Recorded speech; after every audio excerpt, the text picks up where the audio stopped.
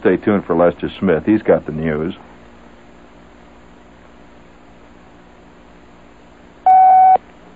News in detail on the hour from the WOR newsroom. Henry Kissinger and his deputy, Major General Alexander Haig, conferred for an hour and a half with President Nixon tonight. Mr. Nixon getting a fill-in on Haig's accomplishments, if any, in his 2 days of talks with South Vietnam's President Thieu in Saigon. Earlier, the White House had disclosed that it might be necessary for Dr. Kissinger to hold more than one concluding session with the Hanoi representatives in Paris. Kissinger last month had predicted that a single meeting could wrap up the ceasefire. When Dr. Kissinger plans to return to Paris is uncertain.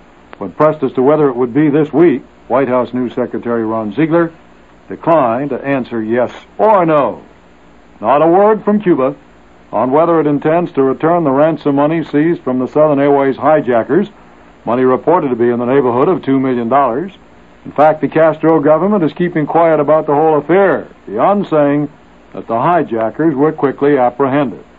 According to some passengers, and we quote, "The three men became raving maniacs when FBI marksmen shot out 4 of the plane's 6 tires as the aircraft was about to take off for Cuba from Orlando, Florida. Before that, according to the passengers, and we're quoting again, they were docile maniacs." One of the hijacked passengers, Dr. Gail Buchanan, a professor at Auburn University, believes that the odds are in his favor. He boarded a plane for a flight to London to attend a meeting of international scientists.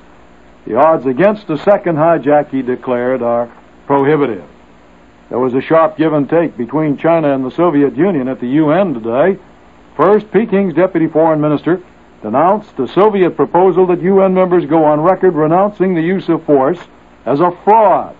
And he pictured the recent agreement between Moscow and Washington to limit strategic arms as a revival of the old Khrushchev dream of a Soviet-United States collaboration for world domination.